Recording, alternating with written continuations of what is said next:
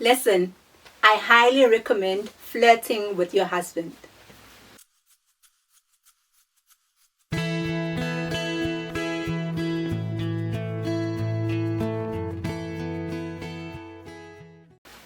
Hello guys, welcome back to my channel.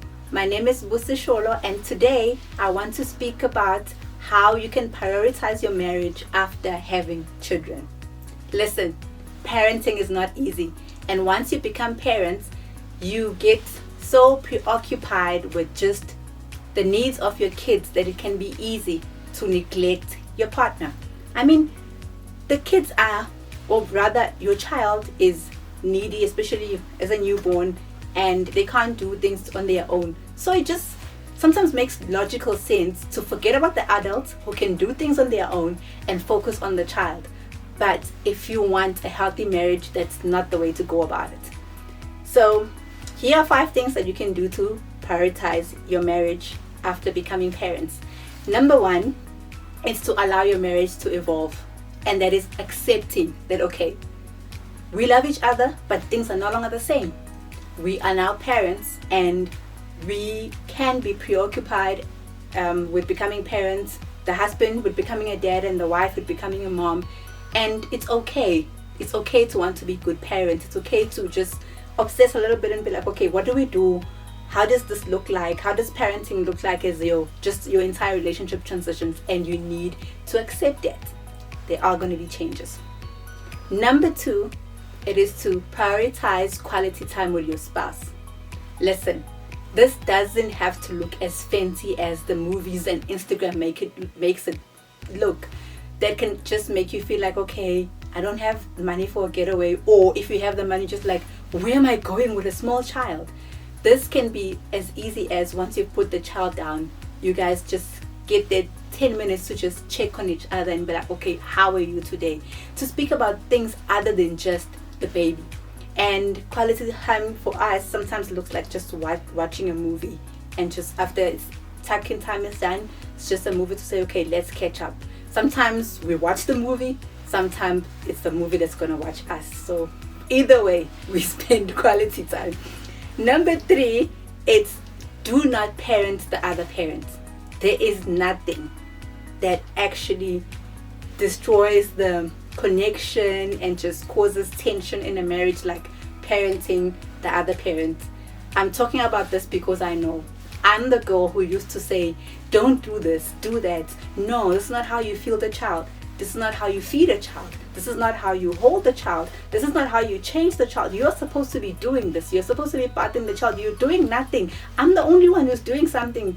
And listen, that's the part that I do not recommend for you to do, because it can just hamper the love, the connection in your marriage. So allow the dad, because I know most of the time it's us moms who are guilty with parenting or for parenting the other parents. So just allow the dad to be the dad and just follow through. Do help politely, and don't correct your spouse in front of the children.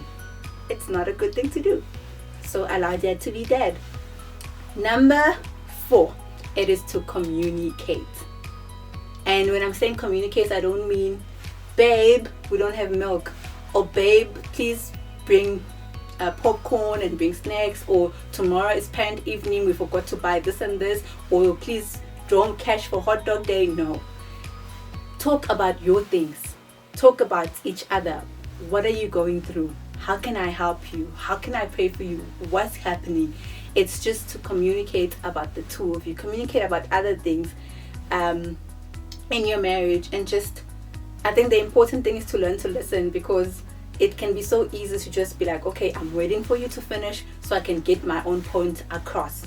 But I think we need to actually be intentional about listening to what our spouses have to say, because that's how we build. How do we build if we don't know what the other person is feeling, or if we don't consider the other person's opinion? So we need to respectfully communicate with each other in order for the marriage and for the family to thrive. Number 5, it is to take time out for yourself. I know that this can make you raise an eyebrow and wonder, you were speaking about our marriage, so now why are you saying I must take time for myself? This is the reason why.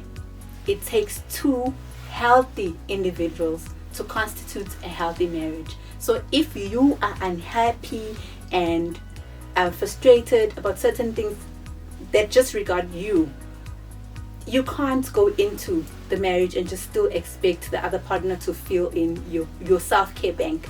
I believe that you need to take time out for yourself and be like, okay, this is, because really there are things that you can only do, you can only do for you, things that I can only do for me.